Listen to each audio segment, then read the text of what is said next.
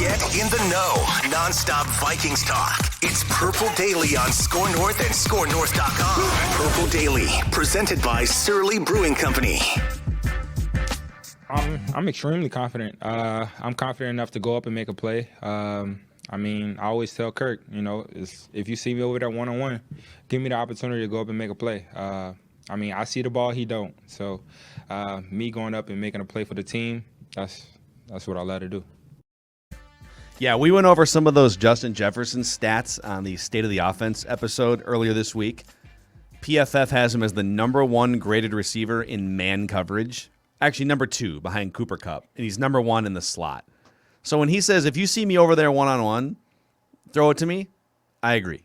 I agree. Seems like a good decision if you're Kirk Cousins. This is Purple Daily. Good decision by you guys, the audience, for tuning in to us via podcast or the Purple Daily YouTube channel. Daily Vikings entertainment. We just want the Vikings to win a Super Bowl before we die. All right? It's been 60 years. Let's go get one here. And if you're watching us on a TCL TV, thank you very much for supporting us. They have a new lineup of award-winning TVs delivering the most entertainment with stunning resolution at an affordable cost. Enjoy more of the things you love with TCL. Are you guys ready to take a look at this game from a market perspective? Let's do it. Big game. Don't take our advice on gambling because you'll probably lose your mortgage, your family, your car. Just this is for entertainment purposes only. But we always start with the playoff odds, the current playoff odds. I think when they were 3-5, it got as low as like 34%. After that win against the Chargers, it's back up to 48% according to Football Outsiders. So a coin flip chance to make the playoffs, 10% chance to win the division, and a 1.3% chance, which is double what it was last week, to win the Super Bowl. Yeah. What are your guys' thoughts on those? 48% chance to make the playoffs, 10% chance to win the division, and 1.3% chance to win the Super Bowl. The 48% chance is probably dead on accurate for quite a few teams, and that includes the Vikings. The 10% chance to win the division will either spike up a bit or fall off the table, depending on what happens in the Packers game on Sunday, right? And the Super Bowl one to me is the farthest fetched one. Sorry, I don't. I know it's very, very. If they small play this already. season 100 times, do the Vikings win it once? Is basically. I have my doubts. Odds. I actually have my doubts because once. I know, but there's enough teams right now that are in the Vikings range that I would probably like more in the playoffs. But I think the first odd, the odds on the playoffs is very fair. And if they beat the Packers, that 10% is going to spike upwards. All right, Dax, what are your thoughts? Yeah, they're basically a coin flip team right now, given the crowded nature of the 7th seed in the NFC. But I think if they win this game, they're a playoff team. I really do. And yeah, if they beat Green Bay, that division odds probably shoots up to maybe somewhere near 20%, 15 to 20. If they beat Green Bay, because they'll actually have a game up on them. But they'll still have to climb a bigger mountain to win that division. But I think if they beat the Packers, they're a lock to make these playoffs. I really do. I think this is a statement game for them. So yeah, the coin flip seems about right. And even if you just look at the standings, it's like, I think the first 5 seeds are all in. Like Packers, barring a huge meltdown, like Packers are in, Cardinals, Cowboys, Buccaneers, Rams have sputtered lately, but they're good enough to be in. And then you get the 6 and the 7 seed.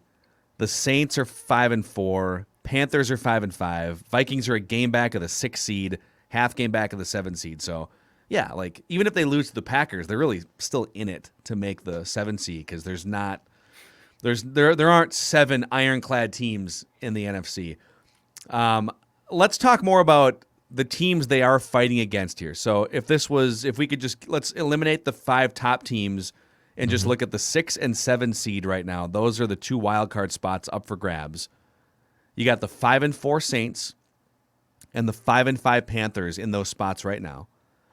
And then the first slot on the outside looking in right now based on tiebreakers is the Vikings at 4-5. And they win the tiebreaker over San Francisco, who's also 4-5 because of conference win percentage.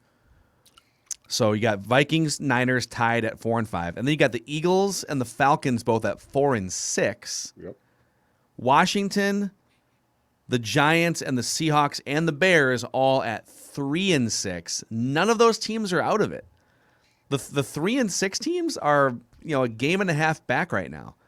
So that's 15 teams in the NFC out of 16 that are they're either in or within a game and a half of the final wild card spot right now. Poor Lions. Lions are yeah, Lions aren't going to, they're not going to factor into that, unfortunately, the Dan Campbells. And the Vikings a week from Sunday after they play the Packers go to San Fran and play, and that's going to go a long way probably towards determining the immediate positioning there as well. But yeah, I mean, this is the amount of teams that are like the Vikings is why it's hard for me to say that they're a lock to make the playoffs if they beat the Packers like Declan did. But that being said, the 7th seed opens up the door for a team where you just sort of shrug and say, okay, it's becoming more like the hockey or especially basketball playoffs, right? Yeah. I need to see, but remember the Score North credo going into this season for the Vikings was no excuses. It was basically like, you should be a good team, which they proved against the Chargers that they could be. But I will remain on the fence, and nothing will shock me. I mean, keep in mind, I believe the 2 years that the Vikings have missed the playoffs with Kirk, they've been on the precipice of the doorstep. Yeah. Like if they beat Chicago, I think at home last year, they make the playoffs. And in 2018, if they beat a Bears team that had his playoff position locked up and was basically playing backups for a large portion of that game, they make the playoffs. So this is not new territory. And it's also, unfortunately for the Vikings, not new territory to swing and miss on what appears to be a great opportunity. Yeah. Here's another interesting one in the NFC standings. The Vikings are 11th in strength of victory. So the winning percentage of your current opponents, the ones that you beat, what is that winning percentage? And they are 11th in terms of strength of victory. So that's kind of Mike Zimmer's career. It's not that he never beats good teams, but he has a very bad record against teams that finish the season with a winning record. So that's the playoff landscape. Let's get into the game here. Our picks against the spread and just our straight-up picks presented by our friends at Surly Brewing Company. Judley. Minnesota's favorite IPA, Surly Brewing, and in particular my favorite, Surly Furious, which is absolutely delicious. I would hope that if you're going to take in a weekend of football, let's say you're going to watch the Gophers and Hoosiers, God bless you tomorrow. Yeah, I won't be. Or today on Saturday. Gophers are in timeout for the weekend. Yeah. Okay. Well, if you're going to watch that game, or you certainly are going to sit down on your couch and take in the Packers and Vikings on Sunday, have a Surly Furious nearby. And as always, you know, Phil, what I like fans to do, show us your cans. That's right. Jay Zolgad on Twitter. Tweet me a picture either at the game, because Surly Furious available. Whip out your cans. US Bank Stadium. Let's keep it clean. Or from your couch, your can of Surly Furious or your Surly Brewing product. Dangle your cans in front of a camera and send them to Judd. This is a family beer, damn it. Anyway, I will retweet it with a pithy comment as I like to do. All right, so this spread is rapidly changing. It started at Packers 2.5-point favorites in a lot of sports books. According to Action Network, the consensus is Packers 1.5-point favorites, but Declan found a sports book that has now adjusted Packers as underdogs by 0.5 point in this game. So we're still gonna stick with, for the purposes of this segment, what Action Network has right now as sort of the consensus. Packers 1.5 favorites over the Vikings. Just before we dive into the discussion, 70% of the bets are on the Packers, but the money is spread 50-50 so far, which is interesting. This is a write-up from the Action Network. Which team is better? The standings make it seem clear, but the advanced metrics think it's much closer. In fact, Minnesota is the better team by expected points added metric, ranking 9th overall compared to Green Bay at 12th. The Vikings are 12th on defense, 12th on offense, 8th on defense, while the Packers are 7th and 11th, respectively. It's a relatively even matchup overall, despite the gap in standings. Still, Green Bay is the better team, even if it's not by as much as the standings make it seem, and the trends tell us to trust Rodgers in this spot. Aaron Rodgers is 63% against the spread in division games, 67% against the spread as a one-score favorite, and 72% against the spread as a one-score division favorite.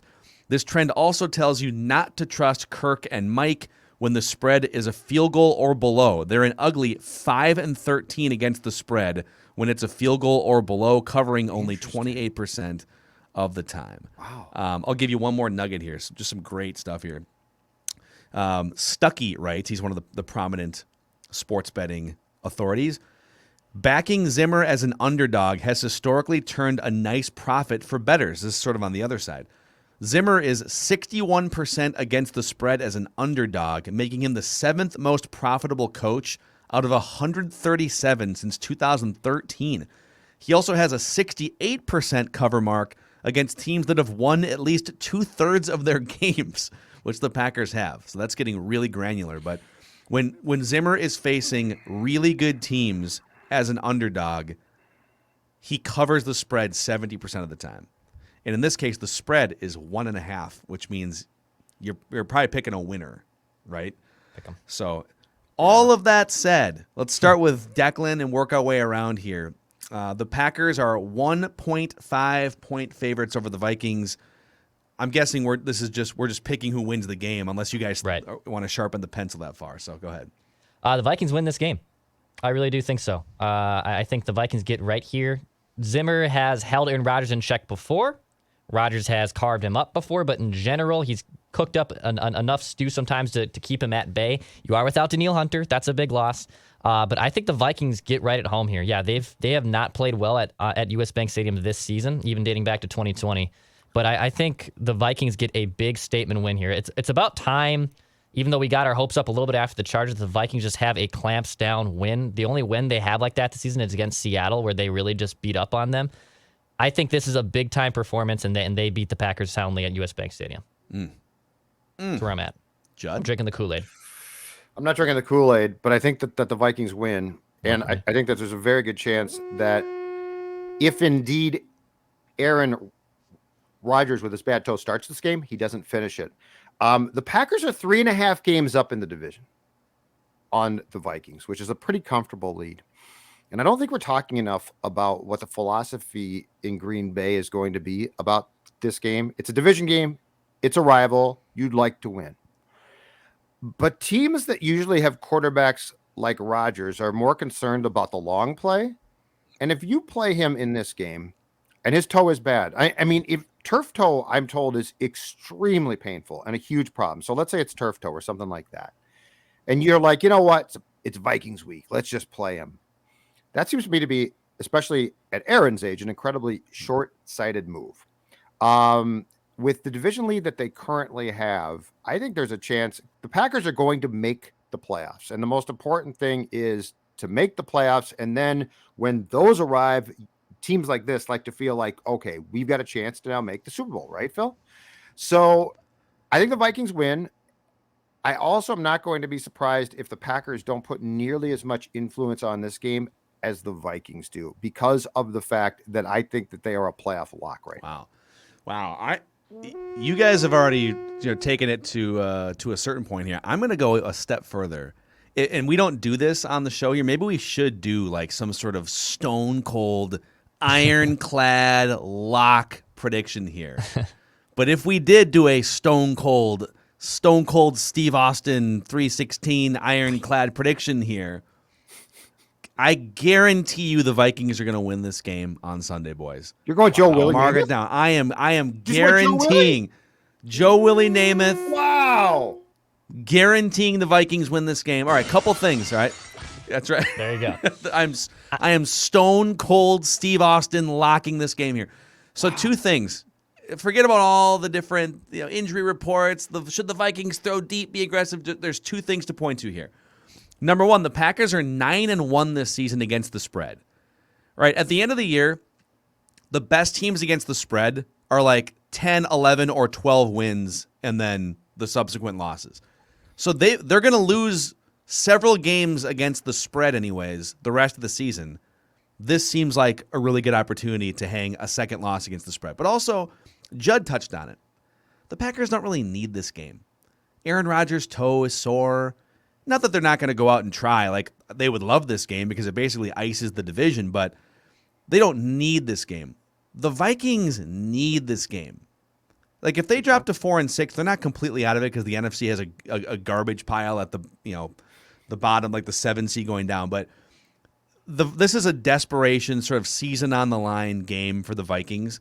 And so for those reasons, it is my Stone Cold Steve Austin 316 lead pipe ironclad lock. Vikings beat the Packers.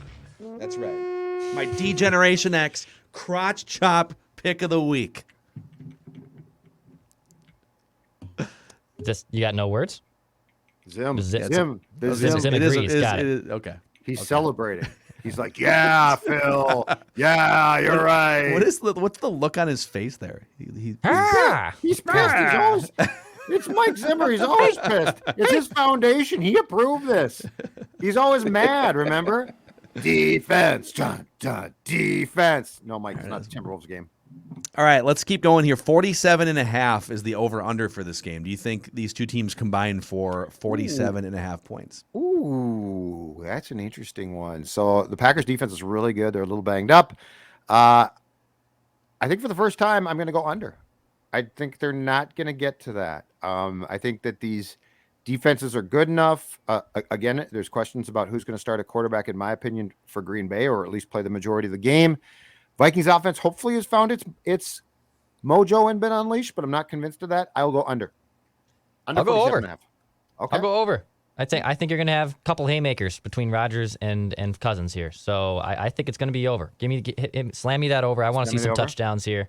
Oh yeah, give me the over. I'm with you on that. I just don't know that we're going to see as many as we'd like. I'm tempted to do another Stone Cold Steve Austin ironclad. Now you're piling on. Steel curtain lock of the week here. So here are the Packers' last handful of games going back to early October. I'm just going to give you the totals here. 47 in overtime with the Bengals, 38 at Chicago, 34 against Washington. These aren't Packers scores. These are the total for the game. Right. Yeah, their defense good. 45 against the Cardinals. This was without Aaron Rodgers, but 20 against Kansas City, and then 17 last week in Seattle. So whether it's with Rodgers or without Rodgers, the last time a Packers game went over 47.5 was week 4 against Pittsburgh. So I'm taking the under here. I think this might be a first team to 20 points kind of a situation. Kind of a 20 to 17, 20 to 16 kind of a deal. So, all right. So some props here that are of note. Justin Jefferson, over or under 75. Wait, did you go? Did you go on I the said over? Okay. I said over. You guys both said over. Justin Jefferson, 70. Under. Judd said under. I said over. Sorry, Judd and I went under. Declan went you. over. Okay, sorry. All right. Jefferson, 75.5, over or under. Receiving yards. For the Vikings' sake, over. For the Vikings to win, they need to target him again. I think if they target him a sufficient amount of times, which is not the 9 total times he got targeted in the 2 losses, but I believe it was 11 times against the Chargers, I'm going to go over on the receiving yardage.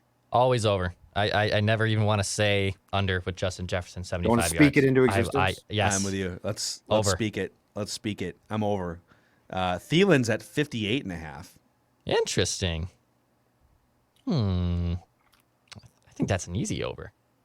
That's the thing. It should be an easy over. But if Jefferson's going to get his sufficient yards and Cook's going to get his touches, are you going to throw enough to him? I'm going to go under. Because I think Jefferson is still going to be the key catalyst here. Okay, what about Dalvin, 83.5 rushing yards?